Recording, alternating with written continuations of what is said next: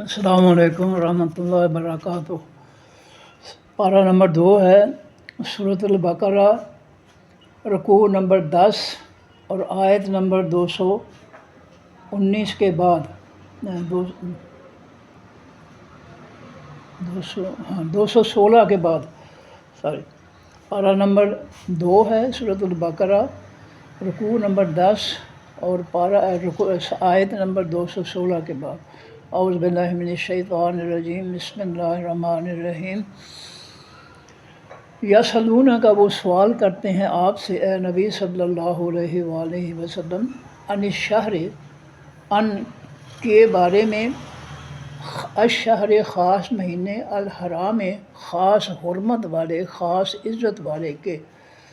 لوگ آپ سے خاص مہینے عزت والے کے بارے میں پوچھتے ہیں، قتال فیہ، لڑنا بیچ اس مہینے کے۔ اے نبی صلی اللہ علیہ وسلم، لوگ آپ سے پوچھتے ہیں کہ یہ احترام والا مہینے ہیں، 4 مہینے، ان میں لڑنا جو ہے، آپس میں جنگ کرنا جو ہے، یہ کیسا ہے؟ کل کہہ دیجیے اے نبی صلی اللہ علیہ وسلم، قتال لڑنا، فیہ بیچ اس مہینے کے، کبیر بڑا گناہ ہے۔ احترام والے مہینوں میں جنگ کرنا، لڑنا بڑا گناہ ہے۔ وصد، اور روکنا، عن سبیل اللہ، ان کے بدن سے، سبیل راستے اللہ کے، وکفر بہ، اور انکار کرنا ساتھ اس اللہ کے یا اس راستے کے۔ والمسجد الحرام، اور روکنا خاص مسجد، خاص عزت احترام والی سے۔ وإخراج، اور نکال دینا، اہلہ، اس کے رہنے والوں کو، منہ، اس مسجد الحرام سے، اکبر، یہ زیادہ بڑا گناہ ہے۔ کبیر بڑا گناہ، اکبر اس میں تفضیل کل ہے، سب سے بڑا گناہ ہے۔ اب واقعہ یوں ہے کہ نبی کریم علیہ السلام نے فتح مکہ سے پہلے مدینہ منورہ سے 3 صحابہ کرام رضی اللہ تعالیٰ عنہم کو رکہ دے کر بھیجا اور فرمایا کہ طائف اور مکہ کے درمیان جو نخلا جگہ ہے، جہاں بہت زیادہ کھجوروں کے باغ، نخلا کہتے ہیں کھجور کو پودے کو یا کھجور، تو وہاں جو ہے جا کر یہ میرا رکہ کھولنا، اور اس سے پہلے جو ہے وہ نہیں کھولنا، وہاں جا کر رکہ کھولنا ہے، اور جو میں نے ہدایت کی ہے اس پہ عمل کرنا۔ اب وہ 3 صحابی جو تھے، اس میں ایک ام المومنین حضرت زینب رضی اللہ تعالیٰ عنہ کے بھائی بھی تھے ان میں، اور ان کو جو ہے 3 کا اس قافلے کا سردار بنا دیا نبی علیہ السلام۔ جب وہ وہاں پہنچے، انہوں نے رکہ جو ہے پڑھا، تو نبی علیہ السلام نے لکھا تھا کہ مکہ اور طائف کا جو راستہ ہے، اس میں مکہ والوں اور طائف والوں کا آپس میں آنے جانے کا جو ہے معاملہ جو ہے، اس کی ذرا کریں، تفتیش کریں کہ یہ کس قدر جو ہے ایک دوسرے کے ساتھ جو ہے یہ ملتے ہیں، کہیں یہ اسلام کے خلاف کچھ سازشیں تو نہیں کر رہے۔ چنانچہ صحابہ نے جا کر وہاں پر رکہ کھولا تو یہ پڑھا کہ مکہ اور طائف والوں کے جو ایک دوسرے کے پاس آنا جانا ہے، اس کا ذرا پتہ چلاؤ کہ کہیں ہمارے خلاف کوئی سازش تو نہیں ہو رہی۔ تو وہ جو ہے احترام والے مہینے کا وہ آخری دن تھا، جس دن وہ وہاں پہنچے ہیں، تو وہ آخری دن تھا احترام والے مہینے کا۔ اور جب وہ وہاں پہنچے ہیں، رکہ پڑا ہے، تو اسی دوران جو ہے کچھ 3 آدمی جو ہے وہ طائف سے مکہ کی طرف جا رہے تھے، اور صحابہ کرام نے جو ہے ان پر حملہ کر دیا، 2 کو جو ہے ہلاک کر دیا، تیسرا بھاگ کر جو ہے مکہ پہنچ گیا، اور اس نے جا کر ابو سفیان سے کہا کہ اس طرح جو ہے یہ آج مہینہ جو ہے یہ احترام والا ہے، جس میں جنگ جو ہے منع ہے، لیکن مسلمانوں نے ہم پر جو ہے حملہ کر کے ہمارے 2 بندے جو ہے وہ مار دیے۔ ابو سفیان جو ہے وہ مکہ کے سردار تھے، انہوں نے نبی علیہ السلام کو جو ہے پیغام بھیجا کہ بتائیے جناب کہ یہ احترام والے مہینے میں لڑائی اور جنگ جو ہے یہ جائز ہے؟ تو اس کے جواب میں اللہ تعالیٰ نے یہ آیت جو ہے وہ آیتیں اتاری ہیں۔ اس کے جواب میں اللہ نے جواب دیا کہ ہاں سن لو، احترام والے مہینے میں جنگ کرنا کبیر بڑا گناہ ہے۔ یسألونہ کا وہ سوال کرتے ہیں آپ سے عن الشہر الحرام، خاص مہینے خاص احترام کے بارے میں، ان کے بارے میں کے متعلق، قتال فی ہے لڑنا بیچ اس کے، کل اے نبی صلی اللہ علیہ وسلم کہہ دیجئے قتال لڑنا فی ہے بیچ اس خاص احترام والے مہینے کے، کبیر بڑا گناہ ہے، اس میں کوئی شک نہیں ہے کہ اس مہینے میں جو ہے قتل و غارت کرنا، لڑنا، دشمنوں کے ساتھ مسلمانوں کا لڑنا بالکل کبیرہ گناہ ہے، ہم تسلیم کرتے ہیں۔ لیکن جو تم ظلم کرتے ہو، ذرا ان اپنے ظلموں کے آئینے کے سامنے بھی ذرا کھڑے ہو کے دیکھ لو کہ تم کیا کرتے ہو۔ تم یہ کرتے ہو، اللہ نے فرمایا وَصَدٌّ عَن سَبِيلِ اللَّهِ، نمبر 1، اور روکنا راستے اللہ کے سے، وَكُفْرٌ بِهِ، اور نمبر 2، کفر بہی، اور انکار کرنا ساتھ اس اللہ کے راستے، اللہ کے دین کا، نمبر 3، والمسجد الحرام، اور روکنا خاص مسجد خاص احترام والی سے لوگوں کو جو ہے وہاں نماز نہ پڑھنے دینا، ان کو جو ہے حج عمرہ نہ کرنے دینا، جس سے اس سے پہلے نبی علیہ السلام اور 1400 صحابہ کو روکا گیا حدیبیہ کے مقام پر کہ ہم تمہیں حج نہیں کرنے دیں گے، اور مکہ والے ڈٹ کے نہیں حج کرنے دیا۔ نبی علیہ السلام نے حدیبیہ کے مقام پر جو ہے جانور ذبح کر دیے، قربان کر دیے، سر منڈا لیے، احرام کھول کر عام کپڑے پہن کر جو ہے، اور مکہ والوں سے شرائط لکھ کر کہ اگلے سال جو ہے تمہیں جو ہے حج کی اجازت ہوگی، یہ شرائط لے کر نبی علیہ السلام وہیں سے جو ہے مدینہ آ گئے۔ تو اللہ فرماتے ہیں کہ اور روکنا خاص مسجد خاص احترام والی، یعنی مکہ مکرمہ کی مسجد سے لوگوں کو روکنا، حج نہ کرنے دینا، عمرہ نہ کرنے دینا، یہ تمہارے کرتوت ہیں مکہ والوں، یہ اور واخراج و اہلہ، اور نکال دینا اس مکہ کے رہنے والوں کو منہ اس مکہ سے۔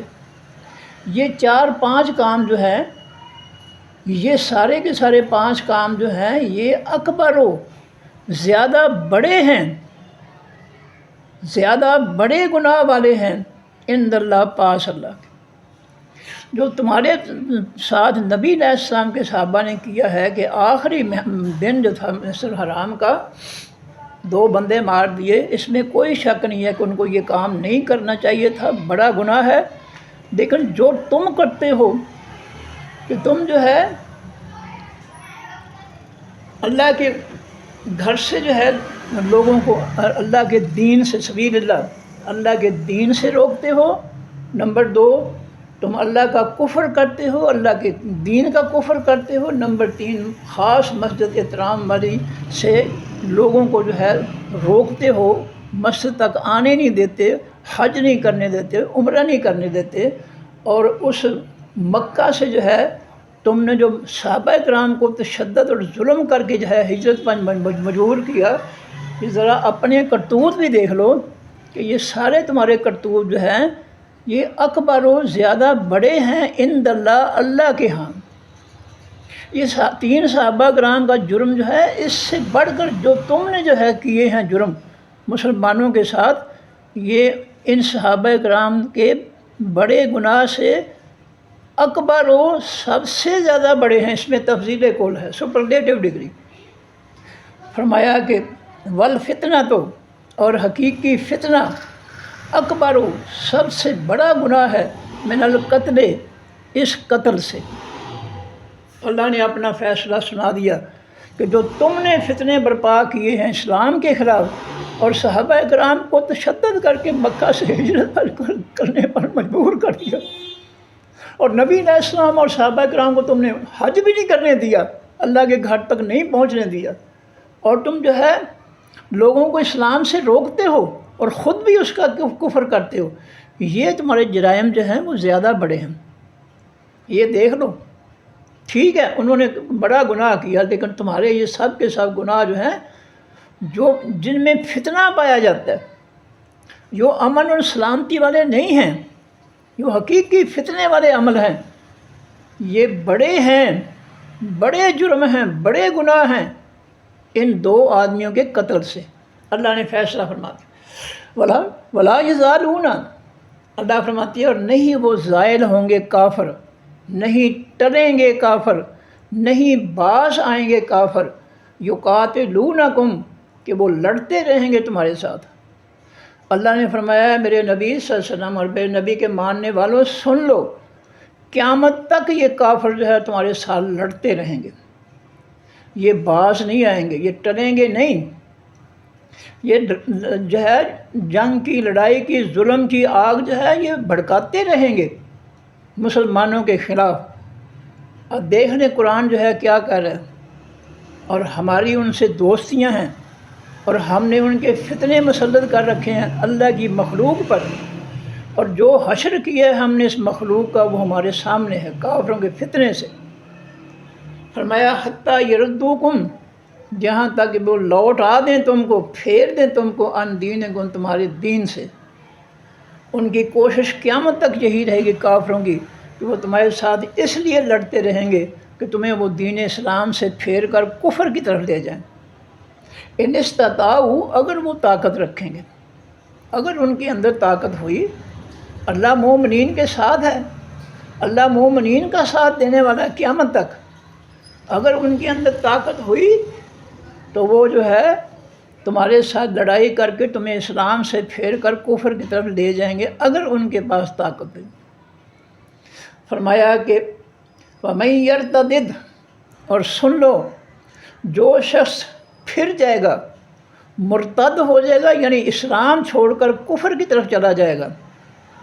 وَمَن يَرْتَدِدْ، اور جو شخص مرتد ہو جائے گا، اسلام سے پھر جائے گا، اسلام کو چھوڑ کر کفر اختیار کر لے گا، منکم، تم میں سے ایمان والو، ان دین ہی، اپنے دین سے۔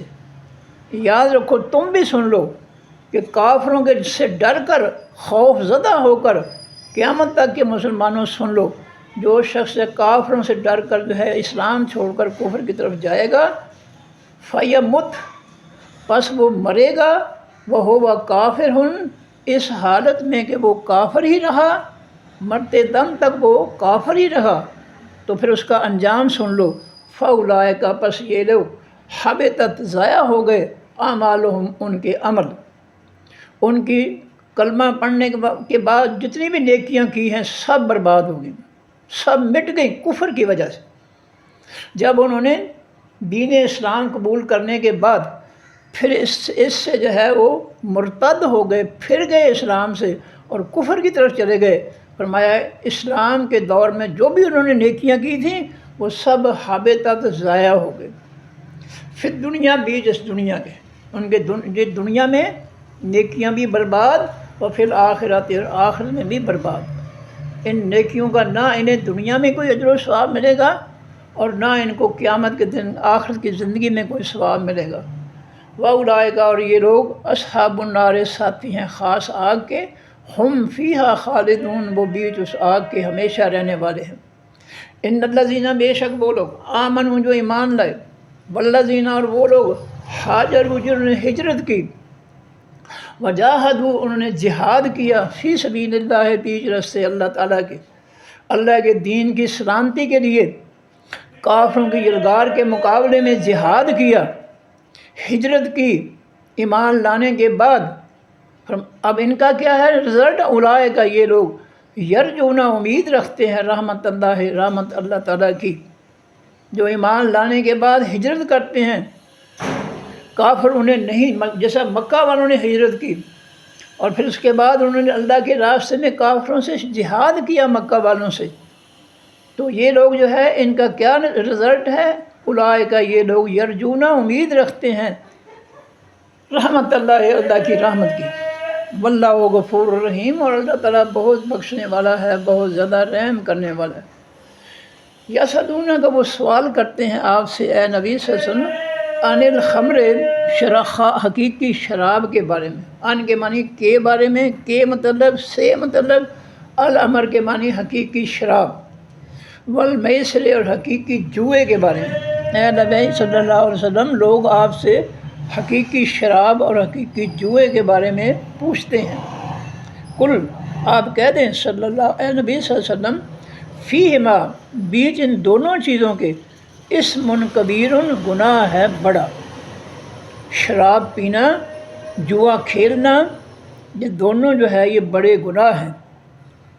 ومنافع، اور فائدے، للناس، بعض سے لوگوں کے،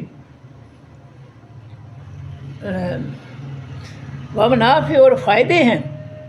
شراب بیچنے سے فائدہ تو ہے، جوا کھیلنے سے جو جیت جاتا ہے اس کو فائدہ تو ہے، لیکن یہ فائدے جو ہے یہ ناجائز ہیں اسلام کے اندر۔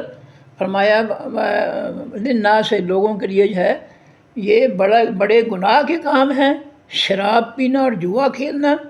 ومنافع للناس، اور اس میں لوگوں کے لیے فائدے بھی ہیں جو کہ شرعی طور پر حرام ہیں۔ واسمہما، اور گناہ ان دونوں کا اکبر، و زیادہ بڑا ہے۔ اس میں تفضیل کل ہے، کبیر کے مقابلے میں اکبر۔ واسمہما، اور گناہ ان دونوں کا اکبر، و زیادہ بڑا ہے، من نفعہما، ان کے فائدے سے۔ شراب کا کاروبار کرنے سے آمدنی ہوتی ہے، جوئے سے بھی پیسے ملتے ہیں، لیکن یہ دونوں نفع جو ہیں شراب اور جوئے کے، ان دونوں کے نفع سے ان کا گناہ جو ہے وہ زیادہ بڑا ہے۔ وَيَسْأَلُونَ کا، اور یہ ابھی شراب حرام نہیں ہوئی تھی، یہ اس وقت کا واقعہ ہے اسلام کے شروع کا، اور جب اسلام نے جو ہے جوا اور شراب حرام کر دیا تو پھر جو ہے کسی شخص کو جو ہے یہ جرأت نہیں ہوئی کہ پھر دونوں کام کرے یہ۔ فرمایا وَيَسْأَلُونَ کا، آگے فرماتے ہیں اللہ تعالیٰ وَيَسْأَلُونَ کا، اور وہ سوال کرتے ہیں آپ سے، ماذا، کیا، ينفقون، وہ خرچ کریں۔ اے نبی صلی اللہ علیہ وسلم، آپ سے لوگ سوال کرتے ہیں کہ وہ کیا خرچ کریں۔ یہ آیت پیچھے بھی سوال آیا تھا کہ لوگ آپ سے پوچھتے ہیں کیا خرچ کریں، تو اللہ نے فرمایا کہ للوالدین وما انفقتم من خیر، جو تم عمدہ مال، حلال مال میں سے خرچ کرو، سب سے پہلا حق جو ہے حقیقی ماں باپ کا ہے، والاقربین، اور حقیقی قریبی رشتہ داروں کا ہے، والیتامی والمساکین وابن السبیل، ان لوگوں کا حق ہے۔ تم اگر خرچ کرنا چاہتے ہو، سب سے پہلے والدین، پھر والدین کی طرف سے خونی رشتے، بہن بھائی، اور پھر اس کے بعد جو ہے یتیم، مسکین، اور جو ہے وہ مسافر جو نیک کام جا کے کا سفر کر رہا ہے اس کو بھی دے سکتے ہو، خرچ کر سکتے ہو۔ اور یہ ہیں خرچ کرنے کے جو مواقع ہیں جن پر خرچ کرنے کا اللہ نے حکم دیا ہے۔ اس میں یہ اللہ تعالیٰ نے نہیں فرمایا کہ جو تمہاری بیوی کے پیچھے جو ہے وہ خبیث ہیں ان پر بھی خرچ کیا کرو، بلکہ نبی علیہ السلام نے فرمایا کہ عورت اپنی کمائی میں سے اگر ایک بھی جو ہے وہ سکہ جو ہے اشرفی یا جو بھی ہے وہ خرچ کرتی ہے بغیر خامند کی اجازت کے تو وہ مجرم ہے، اس کا وہ اپنے خامند کی خیانت کر رہی ہے، بددیانتی کر رہی ہے۔ فرمایا کہ کذالک، ہاں فرمایا ماذا ينفقون، وہ سوال کرتے ہیں آپ سے ماذا ينفقون، کیا وہ خرچ کریں۔ کل، کہہ دیجیے اے نبی صلی اللہ علیہ وسلم، العفو، حقیقت میں جو زائد ہے، جو تمہاری ضروریات میں سے زائد پڑا ہوا ہے اس میں سے جو ہے جو لوگ بتائے گئے ہیں مستحق لوگ جو ہے ان پہ خرچ کر دو۔ یہ مال زکوٰۃ کس رقم پر ہوتا ہے؟ جو سال بھر پڑی رہے۔ زکوٰۃ جو ہے ہر لمحہ نہیں ہے، اس مال پر ہے جو سال بھر جو ہے پڑی رہے، سونا زیور ہے یا پیسے ہیں۔ باقی فصلوں کی زکوٰۃ جو ہے یہ موقع پر ہے، پھلوں کی زکوٰۃ موقع پر ہے۔ اسی طرح 40 بھیڑ بکریاں ہیں تو 1 سال کے بعد ان سے زکوٰۃ نکلے گی، 5 اونٹ ہیں ان میں سے زکوٰۃ نکلے گی، گائے بیل بھینسیں ہیں ان میں سے زکوٰۃ نکلے گی۔ تو یہ جو ہے اللہ نے جو زکوٰۃ کے جو ہے سارے معاملات سنا دیے ہیں، مقرر کر دیے ہیں، ان کے مطابق جو ہے زکوٰۃ دینی چاہیے۔ اور اگر زکوٰۃ دی جائے تو ہمارے معاشرے میں کوئی شخص جو ہے وہ آپ کو سوالی نظر نہیں آئے گا، یہ اللہ کی رحمت ہے۔ نبی علیہ الصلوۃ والسلام نے عدی بن حاتم طائی رضی اللہ عنہ سے فرمایا تھا کہ اے عدی، تو دیکھتا ہے کہ آج اسلام جو ہے خستہ حال لوگ ہیں، غریب لوگ ہیں، پریشان لوگ ہیں، لیکن اسلام کی برکت سے ایک ایسا وقت آئے گا کہ لوگ زکوٰۃ لیے پھریں گے، اپنے مالوں کی قبول کوئی نہیں کرے گا، کسی کو ضرورت ہی نہیں ہوگی۔ تو وہ وقت جو ہے عدی رضی اللہ تعالیٰ عنہ فرماتے ہیں کہ میں نے اپنی آنکھوں سے نبی علیہ السلام کا یہ فرمان سچ ہوتا ہوا میں نے دیکھا کہ ایسا وقت آیا خوشحالی کا اسلام پر، یہ خیر و برکت جو ہے آسمان سے اترتی ہے اور ان لوگوں پر اترتی ہے جو اپنے مالوں میں سے زکوٰۃ نکالتے ہیں، ان بستیوں پر، ان علاقوں، ان ملکوں پر جو زکوٰۃ کا نظام نافذ کرتے ہیں، ان پر پھر اللہ تعالیٰ کی آسمان سے رحمتیں اور برکتیں نازل ہوتی ہیں۔ پھر جو ہے لوگوں میں خوشحالی ہو جاتی ہے۔ جب غریبوں مسکینوں کو خرچ دیتے ہو، خرچ کرتے ہو زکوٰۃ کا حصہ، ان کی دعائیں اٹھتی ہیں آسمان والے کی طرف سے، تو ان دعاؤں کی وجہ سے اللہ تعالیٰ جو ہے زکوٰۃ دینے والوں کو خوشحال بنا دیتا ہے۔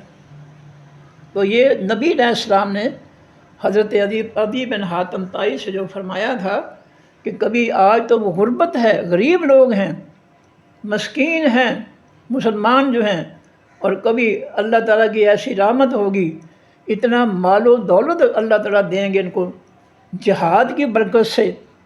جہاد کے ذریعے مال و دولت اللہ نے دیا، ایران فتح کیا، عراق فتح کیا، شام فتح کیا، روم فتح کیا۔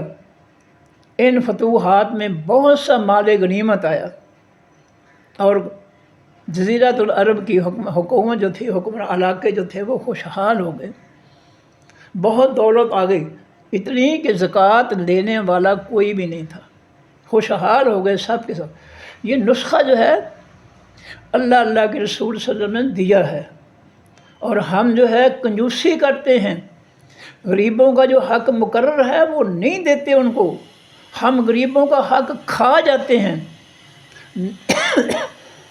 مسکینوں یتیموں کا حق کھا جاتے ہیں ہم۔ اور یاد رکھنا یہ کھانا نہیں چاہیے۔ اللہ نے قرآن پاک نے فرمایا جو یتیموں کا حق کھاتے ہیں، لوگوں کا حق کھاتے ہیں، وہ جہنم کے انگارے کھا رہے ہیں۔ تو جو اللہ نے حق مقرر کر دیا ہے ہمارے نوٹوں میں، کرنسی میں، زیورات میں، پھلوں میں، اناج میں، سبزیوں میں، مویشیوں میں، جو اللہ نے زکوٰۃ مقرر کر دی ہے وہ لازماً دینی چاہیے۔ افسوس ہے کہ ہمارے علماء اور مفتی جاہل جو ہیں، نہ انہوں نے قرآن پڑھا ہے اور نہ انہوں نے اس پہ عمل کیا ہے اور نہ کسی کو بتاتے ہیں۔ اگر دیہات والوں کو بتائیں کہ بھئی اپنی فصلوں کی زکوٰۃ نکالا کریں تو دیہات میں کوئی غریب جو ہے نہ رہے، سب جو ہے پیٹ بھر کر روٹی کھائیں، یتیم مسکین غریب۔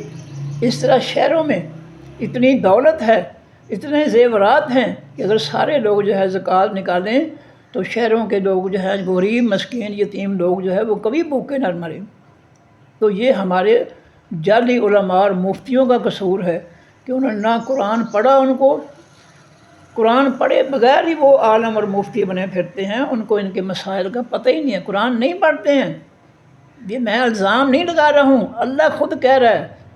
اگر آگے آ رہی سورۃ انعام آیت نمبر 26، ینہون عنہ و ینأون عنہ، اس قرآن کو سمجھ کر پڑھنے سے لوگوں کو بھی روکتے ہیں اور خود بھی اس کی سمجھ سے دور رہتے ہیں۔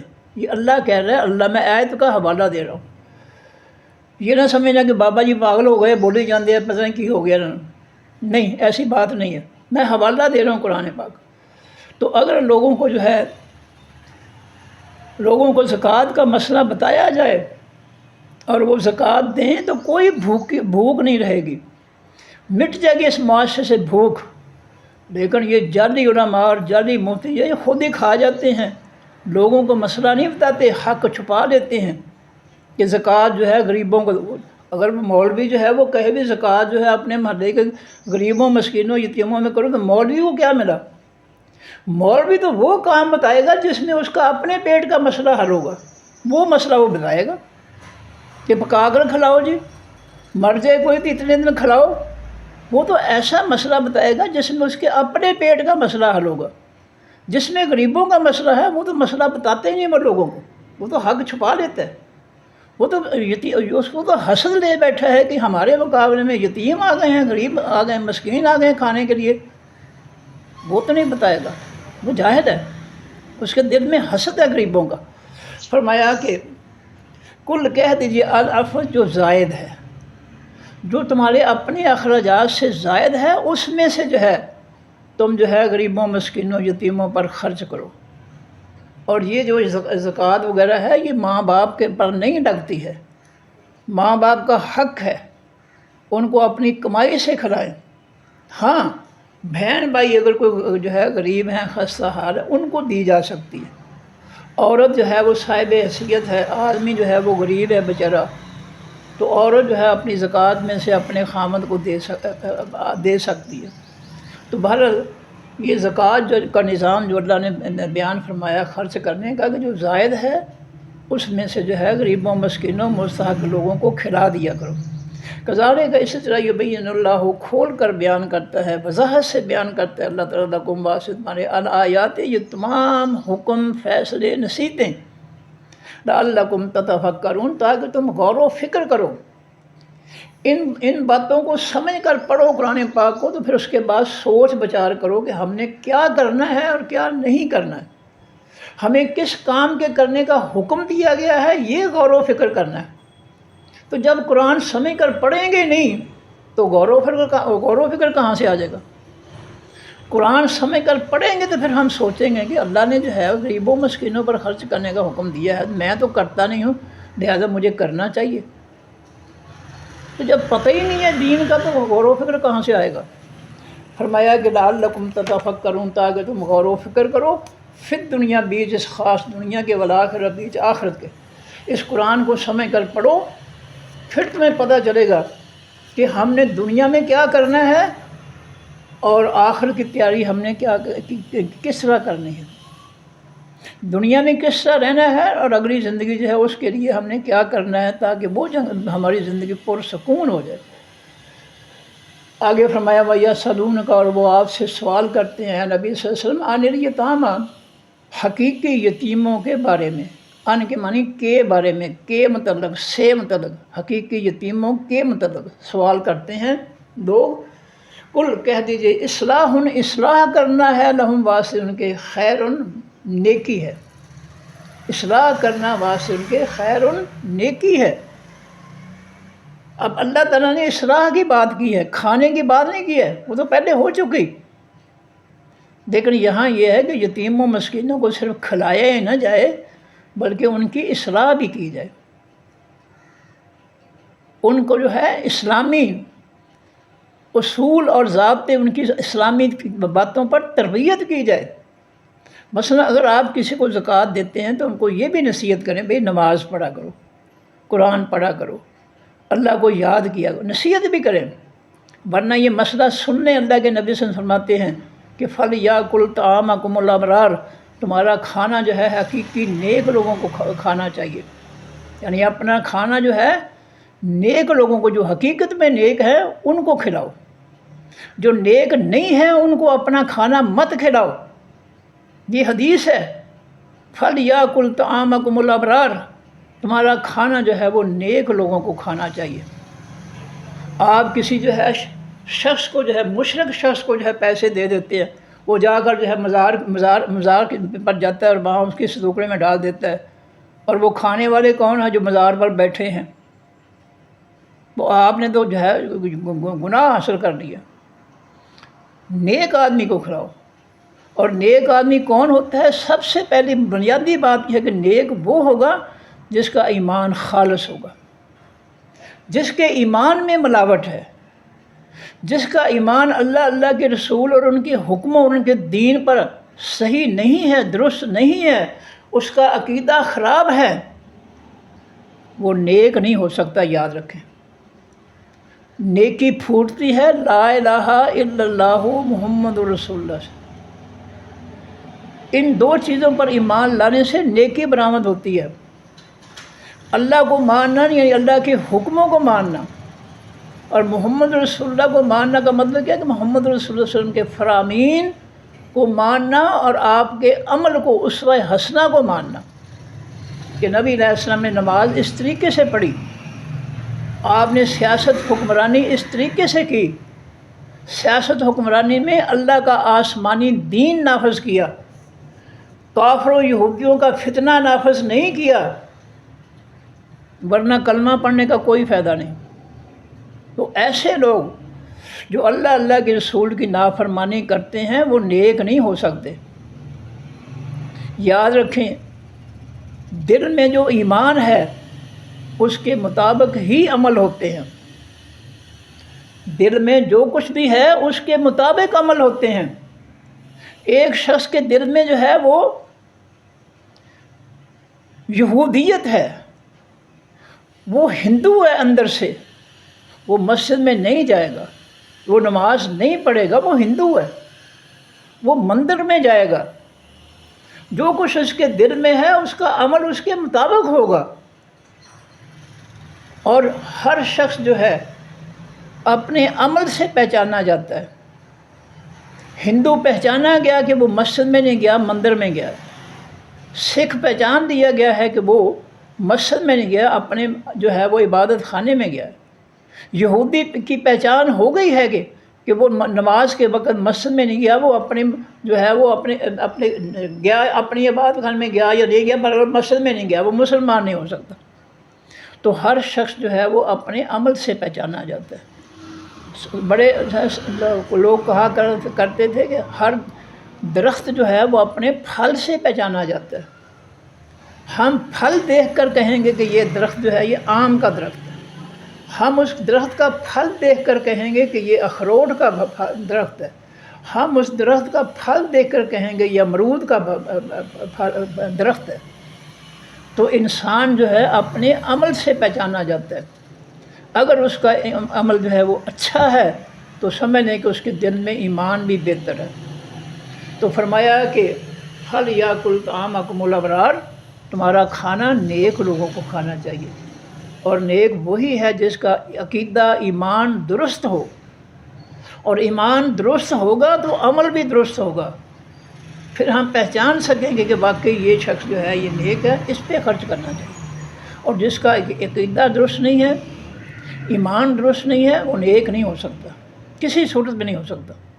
کافر جو ہے یا مشرک جو ہے، منافق جو ہے، یہ نیک نہیں ہو سکتے۔ منافق کون ہوتا ہے؟ کھوٹا، جس کی زبان پر کلمہ اسلام اور اندر دل میں کفر، اسلام دشمنی، یہ منافق یہ کافر سے بدتر ہے۔ منافق جو ہے وہ نیک نہیں ہو سکتا۔ یہ دیکھ رہے ہیں ہمارا ملک بھرا پڑا ہے، 99% لوگ جو ہے منافقت میں پڑے ہوئے ہیں اس شیطانی جمہوریت کی وجہ سے، اور ہم ان پر خرچ کر رہے ہیں۔ نہیں خرچ کرنا چاہیے۔ جو نیک ہیں، ایمان کھرے ایمان والے ہیں، کھرے عمل والے ہیں، ان پر خرچ کرنا چاہیے۔ فرمایا کہ اصلاح اللہم خیر، یتیموں کی اصلاح کرنا یہ نیکی ہے، بھلائی ہے۔ تو ان کو کھلانا ہی کافی نہیں ہے، ان کے جو ہے تربیت بھی کی جائے۔ اگر آپ کسی یتیم کو، بیوہ کو، کسی ہے مسکین کو کچھ دیتے ہیں کھانے کے لیے تو ساتھ اصلاح بھی کریں کہ بھائی نماز پڑھا کریں۔ دیکھیں، اگر آپ نماز نہیں پڑھیں گے تو میری طرف سے معذرت، پھر میں آپ کی مدد نہیں کر سکتا۔ آپ نماز پڑھیں، قرآن پڑھیں، کسی سے جو ہے قرآن کی ایک بات روزانہ سیکھ لیں۔ یہ ہے اصلاح، صرف کھلانے کا نہیں۔ اللہ نے کہا یہاں پر، اللہ نے کہا ہے کل اصلاح اللہم خیر، اصلاح کرنا واسطے ان کے یہ نیکی ہے۔ تو کھانا کھلانے کے ساتھ ساتھ جو ہے یہ شرط لگا دیں کہ بھئی نماز پڑھیں گے تو میں آپ کی مدد کر سکوں گا، اگر نماز نہیں پڑھیں گے تو پھر میں آپ کی مدد نہیں کر سکوں گا۔ تو یہ جو ہے لازمی ہونا چاہیے۔ اسی طرح جو ہے جوا کھیلنے والوں کو اگر دے دیتے ہیں آپ پیسے، کسی نشہ کرنے والے کو پیسے دے دیتے ہیں تو وہ ثواب نہیں ہوگا، وہ عذاب ہی ہوگا۔ اسی طرح کسی چور ڈاکو جو ہے جرائم پیشہ لوگوں کو کھلا دیتے ہیں تو عذاب ہوگا، ثواب نہیں ہوگا، نیکی نہیں ہوگی۔ فرمایا کہ وَإِن تُخَالِطُوهُمْ، اور اگر ملا لو تم ان کو، یتیموں کو، تو خالطو خلط مت کرنا، ملا لینا، وَإِن تُخَالِطُوهُمْ، اور اگر تم یتیموں کو تم اپنے ساتھ ملا لو کاروبار میں، کھانے پینے میں، فَإِخْوَانُكُمْ، پس وہ تمہارے بھائی ہیں، وہ کلمہ پڑھنے والے مسلمان تمہارے بھائی ہیں۔ اگر ان کا کلمہ درست ہے، ایمان درست ہے، تو ان کو اپنے کھانے میں، اپنے کاروبار میں شامل کر دو۔ فرمایا کہ واللہ، اللہ تعالیٰ یعلم، جانتا ہے، المفسد، تمام حقیقی فساد مچانے والوں کو، من المصلح، تمام حقیقی اصلاح کرنے والوں میں سے۔ اللہ کو سارا پتہ ہے، ہر ایک کا پتہ ہے کہ اصلاح کرنے والوں میں سے فساد کرنے والے کون ہے، اور فساد کرنے والوں میں سے اصلاح کرنے والے کون ہیں۔ یہ اللہ تعالیٰ سب کو جانتا ہے کہ کون کون اصلاح کرنے والے ہیں اور کون کون جو ہے اللہ کی زمین پر معاشروں میں فساد مچانے والے۔ وَلَوْ شَاءَ اللَّهُ، اور اگر چاہتا اللہ تعالیٰ، لَأَعْنَتَ، البتہ مشکل میں ڈال دیتا، مصیبت میں ڈال دیتا، تم کو، جس طرح آج تمہارے سامنے یتیموں پر برا وقت ہے، آزمائش کا وقت ہے، مشکل وقت ہے، وہ بیچارے پریشان ہیں، ان پہ ترس کرو اور ان کی اصلاح بھی کرو، خرچ بھی کرو، اصلاح بھی کرو۔ اور اگر چاہتا اللہ تعالیٰ، تمہیں یتیموں پر ترس نہیں آتا، مسکینوں پر ترس نہیں آتا، اگر اللہ تعالیٰ چاہتا تو اس مصیبت میں تمہیں مبتلا کر سکتا تھا۔ تم پر غربت، تم پر رزق کی تنگی جو ہے اللہ تعالیٰ تم پر طاری کر سکتا ہے، تمہیں کم رزق دے کر جو ہے لوگوں کا محتاج بنا سکتا ہے۔ اس لیے تمہیں جو ہے یتیموں پر ترس کرنا چاہیے، غریبوں، خستہ حال لوگوں پر ترس کرنا چاہیے۔ جہاں آپ 100 روپے کی روٹی کھاتے ہیں، اگر اس میں سے 50 کی روٹی کھائی جا سکتی ہے، پیٹ ہی بھرنا ہے، چسکا تو صرف زبان تک ہی ہے، آگے گیا کھانا وہ سب ذائقے ختم ہو گئے۔ تو اگر 100 میں سے آپ 50 کی روٹی کھا کر 50 کی روٹی جو ہے غریبوں، مسکینوں، یتیموں کو کھلا دیتے ہو، تو اللہ تعالیٰ بہت زیادہ خوش ہوگا۔ جو اللہ کی مخلوق پر ترس کرے گا، رحم کرے گا، اللہ اس پر بھی رحم کرے گا۔ یہ نبی علیہ السلام کا فرمان ہے، فرمایا لا یرحم اللہ من لا یرحم الناس، جو لوگوں پر رحم نہیں کرتا اللہ اس پر بھی رحم نہیں کرے گا۔ اس لیے رحم کریں، زیادہ خرچ کرنے سے پرہیز کریں، اور زیادہ خرچ میں سے کچھ پیسے نکال کر مستحق لوگوں کو جو ہے ان کو روٹی کھلا دو، روکھی سوکھی کھلا دو۔ میں نے پہلے بھی کہا تھا کہ زکوٰۃ کتنی فرض ہے، بچت پر زکوٰۃ ہے، اور وہ بھی 40واں حصہ، یعنی 40 روپے اگر آپ کی بچت ہے، اس پر زکوٰۃ جو ہے وہ کتنی ہے، 1 روپیہ، 39 روپے تمہارے لیے حلال ہے۔ صرف 40 میں سے 1 روپیہ جو ہے وہ دے دو غریبوں، مسکینوں۔ تو کوئی زیادہ مال تو نہیں، اللہ تعالیٰ زیادہ کوئی بوجھ تو نہیں ڈالا، اور جو اللہ رزق دینے والا ہے وہ کہہ رہا ہے، اور ہمیں اس کے حکم کی پرواہ کوئی نہیں ہے، ہم اس کو سمجھتے کچھ نہیں ہے، ہمیں سمجھتے کہ ہم اپنی مرضی کریں گے، اللہ ہماری مرضی کے تابع ہے، نعوذ باللہ۔ ایسی بات نہیں ہے، اللہ سے ڈرنا چاہیے۔ فرمایا وَلَوْ شَاءَ اللَّهُ، اور اگر چاہتا اللہ تعالیٰ، لَأَعْنَتَ، البتہ مشکل میں ڈال دیتا تم کو، جس سے یتیموں، مسکینوں، غریبوں پر آج خستہ حالی اور مشکل وقت ہے، پریشانی کا وقت ہے کہ ان کے لیے کھانا پینا تلاش کرنا جو ہے بہت مصیبت ہے۔ اور آج ہمارے ملک میں یہ غرباء لوگ جو ہیں ان کا بہت بری حالت ہے، لوگ جو ہے بدکاری کرنے پر مجبور ہو گئے ہیں روٹی کے لیے، اور یہ سارے مجرم جو کرسیوں پر بیٹھے ہیں، یہ سارے جو ہے اس عذاب میں مبتلا کیے جائیں گے انشاءاللہ تعالیٰ۔ جو حکمرانی کر رہے ہیں، لوٹ رہے ہیں، غریبوں کا حق جو لوٹ کر کھا رہے ہیں، انشاءاللہ یہ اللہ کی سزا سے نہیں بچ سکیں گے۔ اللہ ان کو دنیا میں بھی رسوا کرے گا، ان پر دنیا میں بھی اللہ کی لعنتیں برسیں گی، اور آگے بھی انشاءاللہ ان پر لعنتیں برسیں گی جو لوگوں کا حق کھاتے ہیں۔ وہ جہنم کے انگارے کھا رہے ہیں۔ فرمایا لعنت تم، اگر چاہتا اللہ تعالیٰ تمہیں مشکل میں، یتیموں کے پر جو آزمائش کا وقت ہے یہ تم پر بھی اللہ تعالیٰ وقت جو ہے وہ لا سکتا تھا اگر اللہ چاہتا۔ ان اللہ، بے شک اللہ تعالیٰ عزیز الحکیم، بہت زبردست ہے، بہت زیادہ دانائی والا ہے۔ تو تم پر جو ہے مشکل کا وقت لے آتا کا مطلب کیا ہے کہ غریبوں کے، مسکینوں اور یتیموں کے کی حالت پر اپنے آپ کو رکھ کر پھر سوچو کہ میرا کیا حشر ہوتا ہے، میں کتنا پریشان ہوتا ہوں۔ اور روزوں کا فلسفہ یہی ہے کہ ایک مہینہ انسان روزے رکھے، بھوکا پیاسا رہے سارا دن، تاکہ اس کو احساس ہو کہ غریب لوگ جن کو کھانے پینے کے لیے نہیں ملتا ان کے حالت کیا ہوتی ہے۔ جب وہ نہیں کھاتے ہیں، کچھ نہیں پیتے ہیں، تو ان کا کیسا وقت ان کا مشکل ہوتا ہے وقت۔ روزے رکھانے کا مطلب جو ہے وہ یہ ہے کہ غریبوں مسکینوں کی حالت کا پتہ چل جائے کہ جو بھوکے پیاسے رہتے ہیں ان پر کتنا مشکل وقت گزرتا ہے۔ یہ روزے رکھانے کا مقصد ہے اللہ تعالیٰ کا۔ فرمایا کہ آگے فرمایا ان اللہ، بے شک اللہ تعالیٰ عزیز، بہت زبردست حکیم، دانائی والا۔ اللہ جو ہے سب پر ہے بڑا زبردست ہے، جو چاہے کسی کو پکڑ سکتا ہے، جو چاہے سزا دے سکتا ہے، اور بڑا دانائی والا ہے، عقل مند ہے۔ اگر وہ اب نہیں پکڑتا ہے تو ڈھیل دے رہا ہے، تو اس ڈھیل کو اپنے لیے بہتر نہ سمجھو، وہ سمجھ لو کہ جو تمہیں جو ڈھیل دے رہی نا تمہاری خیر نہیں ہے اگر تم نے اصلاح نہ کی تو۔ فرمایا ولا تنکحوا، اور نہ نکاح کرو، المشرکات، حقیقی شرک کرنے والی عورتوں سے، جن عورتوں کے دل و دماغ میں شرک ہے، ایمان میں شرک ہے، اللہ کے رسول کے حکموں کے مقابلے میں کسی اور کا حکم ہے۔ شرک کی ڈیفینیشن جو کی ہے قرآن نے اور نبی علیہ السلام نے وہ یہی ہے، سورہ کہف ہے، ولا یشرک فی حکمہ احدا، اللہ اپنے حکموں فیصلوں میں کسی کو شامل نہیں کرتا۔ شریک کے معنی شامل، حصے دار، ملاتا۔ اللہ اپنے فیصلوں میں کسی کو شامل نہیں کرتا، کسی کو نہیں ملاتا۔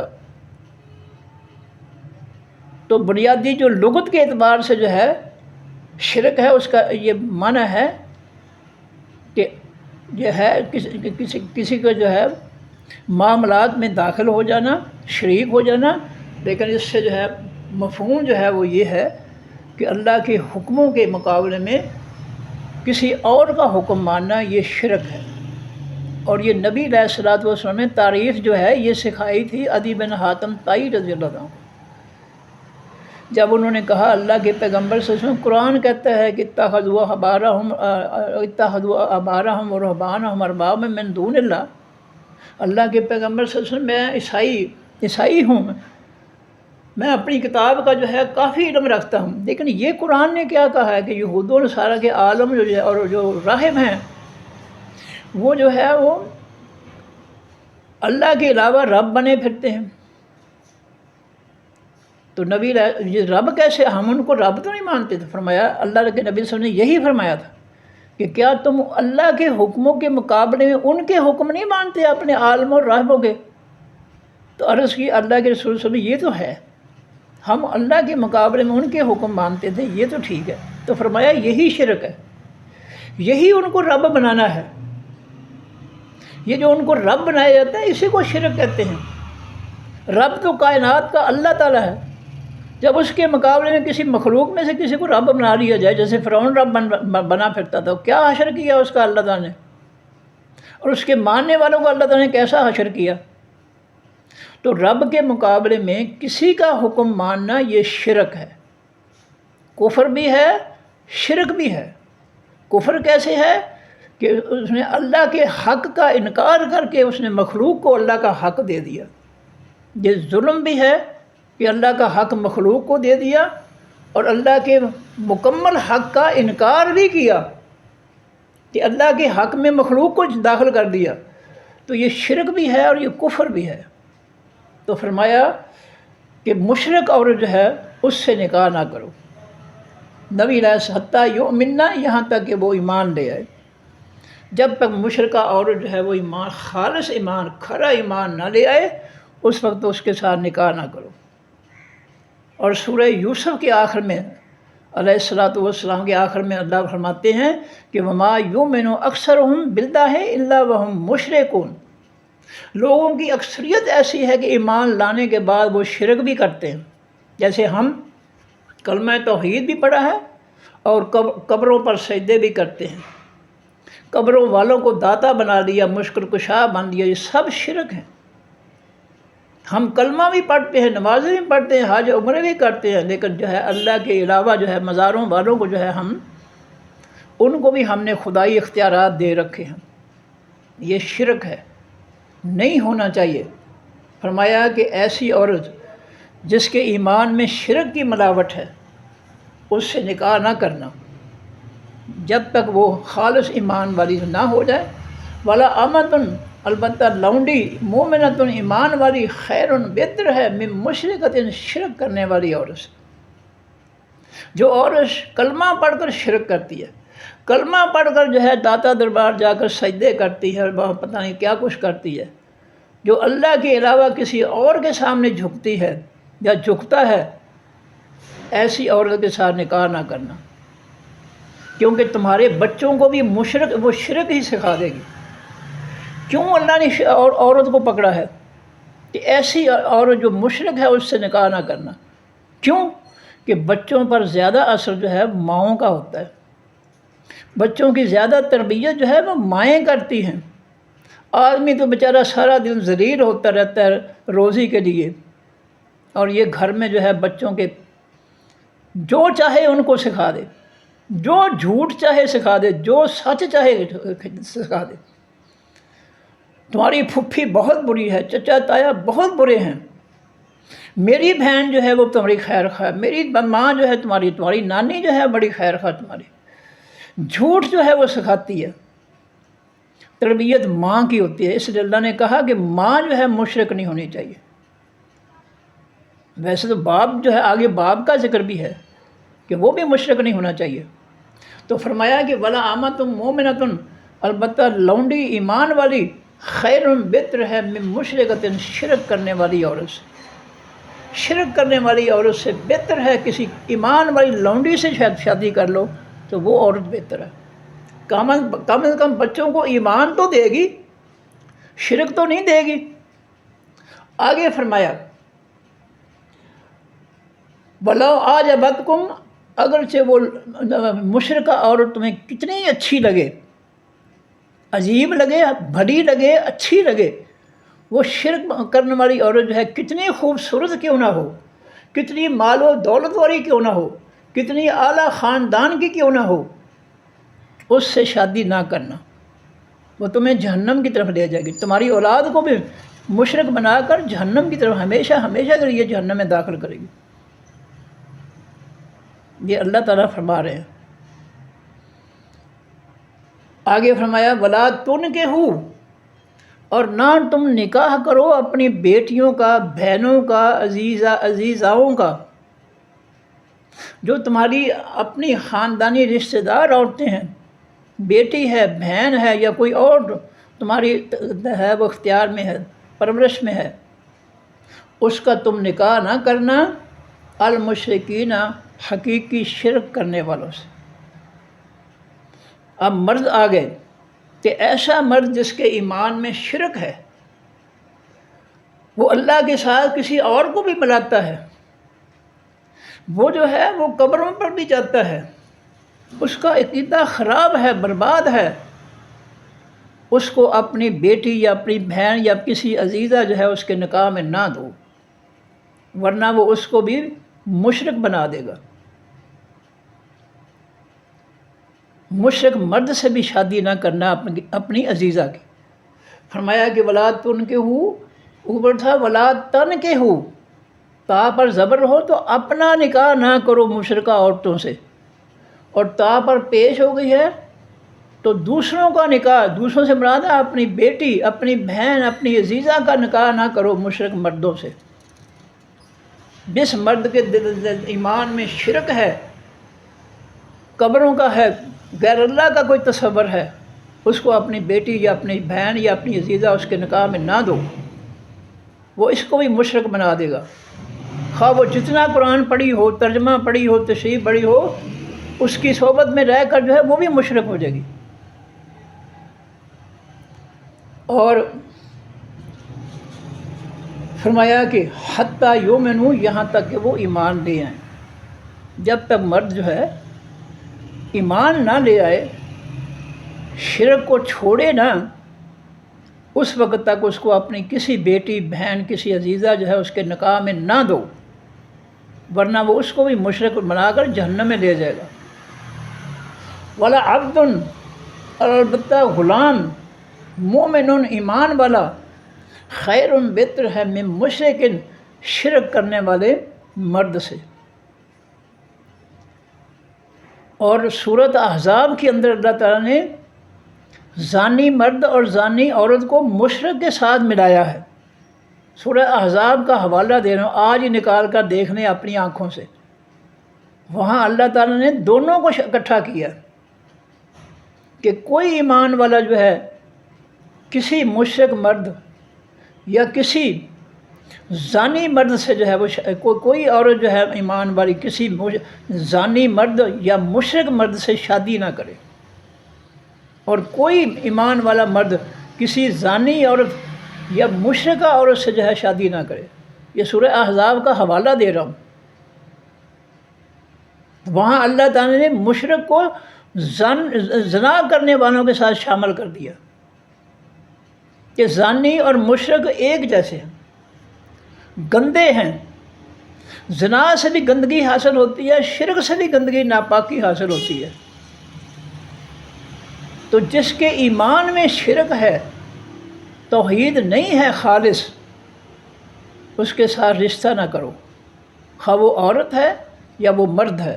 اللہ نے منع فرما دیا، فرمایا کہ ولا عبد مومن، اور البتہ ایک غلام ایمان والا خیر بہتر ہے من مشرک، شرک کرنے والے مرد سے، ولو اعجبکم، اگرچہ وہ اچھا لگے، اعجب اچھا لگے وہ مرد تم کو، مشرک مرد تمہیں کتنا بھی اچھا کیوں نہ لگے، بڑا خوبصورت نوجوان ہے، بڑی جائیداد ہے، بڑی کوٹھیوں بنگلوں والا ہے، بڑے بینک والا ہے، بڑے کاروبار والا ہے، ایم پی اے ہے، ایم این اے ہے، وزیر اعظم ہے، فلاں فلاں ہے، فرمایا اگر وہ مشرک ہے تو اس کو اپنی بیٹی جو ہے نہ دینا، اس کو اپنی بہن نہ دینا، اس کو وہ کتنا ہی خوبصورتی والا ہو، کتنی ہی دولت والا ہو، کتنی جائیداد والا ہو، کتنا ہی اعلیٰ خاندان کا ہو، اس کے ساتھ اپنی بیٹی، بہن یا کسی عزیزے کی شادی نہ کرنا، ورنہ وہ اس کو جو ہے مشرک بنا کر جہنم میں لے جائے گا۔ تو یہ ہے قرآن کے فیصلے، ہم ان کو نہیں مانتے، ہم دنیا دیکھتے ہیں۔ اچھا یہ لڑکا باہر گیا ہوا ہے، ان کو نہیں پتہ کہ لڑکا باہر یہ کرتا کیا ہے۔ میں سعودیہ میں 1 سال پڑھتا رہا ہوں، وہاں پاکستانی جو ہے انہوں نے بدکاری کے اڈے کھول رکھے ہیں۔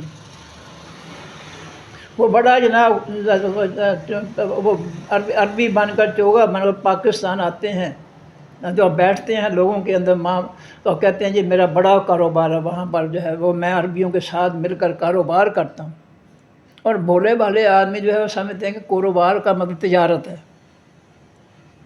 حالانکہ وہ کاروبار کوئی اور کر رہا ہوتا ہے۔ تو وہ فٹافٹ اپنی جو ہے پڑھی لکھی بیٹی جو ہے اس کو کام کر دیتے جی سعودیہ میں جی بڑا کاروبار ہے اس کا، اور کاروبار کیا ہے، وہ وہاں پر بدکاری کرتے ہیں۔ میں نے جدہ ایئرپورٹ پر دیکھا ایک پاکستانی اس خبیث کو ٹی وی ہوئی تھی، مریم جیسا جو ہے، ایک سوڈان کی نوجوان لڑکی جو ہے اس نے اس کو ورگلایا سعودی ایئرپورٹ پر، سعودی عرب کے ملازم کے لیے۔ اس کو میں بالکل قریب کھڑا تھا، دیکھ رہا تھا، ورگلایا اس نے اس کو، اور اس نے اپنا سامان جو تھا وہ بک کرا دیا، اور پھر اس کے پاس ساتھ چلی گئی، اور میں نے دیکھا کہ وہ کمروں کے آخری کمرے میں جو ہے وہ لے گیا اس کو۔ یہ بڑے دلے ہیں پاکستانی، بڑے بے غیرت ہیں، یہ باہر جا کر بے غیرتیاں کرتے ہیں، یہ دلالیاں کرتے ہیں، یہ یہاں سے شادیاں کر کے لے جاتی ہیں اور وہاں پیسے کماتے ہیں، اور وہ عورت جو ہے وہ اس قدر پھنس جاتی ہے کہ وہ کسی کو بتا ہی نہیں سکتی۔ وہاں پر اگر وہ پولیس کو بتائے گی اور اس کے پاس 4 گواہ نہیں ہوں گے اس کو 80 کوڑے لگ جائیں گے، وہ نہیں کسی کے ساتھ بات کر سکتی، اور پھر کفیل کی اجازت کے بغیر وہ واپس بھی نہیں آ سکتی، کیونکہ جس دلے نے جو ہے اس کو بیوی بنا کر وہ جو ہے کاروبار کروا رہا ہے، وہ اس کاروبار میں بدکاری میں جو ہے اس وکیل جو وہ عربی جو ہے کفیل اس کو بھی حصہ دے رہا ہے، وہ بیچاری ایسی پھنس جاتی ہے کہ وہ کسی کے ساتھ بات ہی نہیں کر سکتی، اور وہ 24 گھنٹے جو ہے پستی ہے اس ظلم کے اندر۔ یہ کوئی بناوٹی باتیں نہیں، یہ حقیقت ہے۔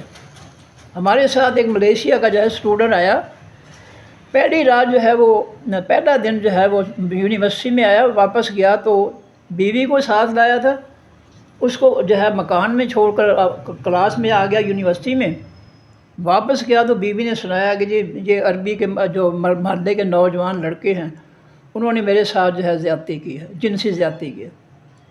اس بیچارے کو یہ پتہ، اب وہ کسی کو بتا تو نہیں سکتا تھا کہ اس کے پاس جو 4 گواہ ہی نہیں تھے، اب وہ کسی کے ساتھ بات نہیں کر سکتا، 4 گواہوں کے بغیر۔ وہاں قانون ہے اللہ کا، یہ اللہ کا قانون ہے، 4 گواہ ہوں بدکاری کو دیکھنے والے تو پھر جو ہے اس پر مقدمہ بنایا جائے۔ اگر 4 کے 3 ہیں تو اس کو 80 کوڑے لگ جائیں گے کہ تم نے الزام لگایا۔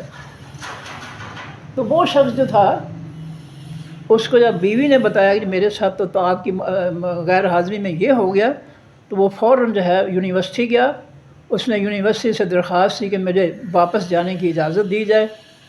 اس نے اپنا یونیورسٹی سے پاسپورٹ لیا، ٹکٹ لیا، اور بیوی کو واپس لے کر جو ہے اپنے ملک آ گیا۔ وہاں پر 4 گواہوں کے بغیر کوئی بول ہی نہیں سکتا۔ اب جب اس پاکستانی دلے نے وہاں پر جو ہے بغیرتی کا اڈا قائم کر رکھا ہے تو وہ عورت جو ہے وہ پھنس گئی، اب وہ کسی سے بات کر ہی نہیں سکتی، اور نہ اس کفیل کے بغیر جس کے پاس پاسپورٹ جمع ہو جاتا ہے اس کے بغیر جو ہے وہ واپس نہیں آ سکتی۔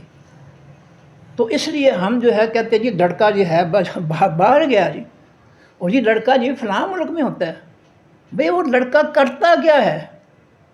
آج کل دیکھیں مسلمانوں کا، ساری دنیا میں مسلمانوں اور کافروں کا آپس میں جو ہے یہ جنگیں شروع ہو گئی ہیں، اور یہ جن کو نیشنلٹیاں وہاں ملی ہیں پاکستانیوں کو، ان کی کوئی حیثیت نہیں نیشنلٹی کی، وہ جب چاہیں جو ہے ان کو جو ہے اپنے ملک سے نکال کر جو ہے دھکیل کر پاکستان بھیج دیں، ان کا کچھ بھی نہیں ہے، آ کر ادھر جو ہے وہ بھوکے مریں گے، کوئی کاروبار نہیں، کوئی نوکری نہیں ہے۔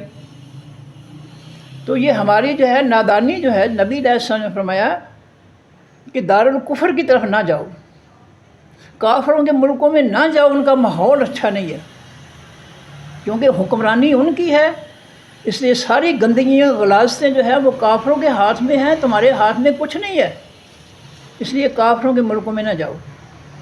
ہاں جو لوگ جو ہے قرآن پاک کی تعلیم رکھتے ہیں اور تبلیغ کے لیے جاتے ہیں تو پھر وہ جو ہے وہ احتیاط کر دیں گے، ورنہ عورتوں کا جو ہے جانا تو بالکل ہی خطرناک ہے۔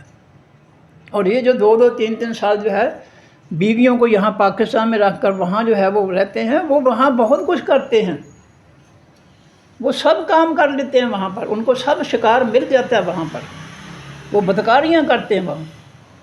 پاکستانیوں نے اڈے بدکاری کو کھول رکھے ہیں، نہ ہو تو کافروں کے اڈے جو ہے وہ استعمال کر سکتے ہیں، اس لیے جو ہے پھٹافٹ جو ہے یہ باہر گیا ہے، اس کو جو ہے لڑکی کی شادی کر دی، اب وہ باہر عیش کر رہا ہے، غیر عورتوں سے سب کچھ اس کو مل رہا ہے، اور یہاں عورت جو ہے وہ پھر کیا کرے گی؟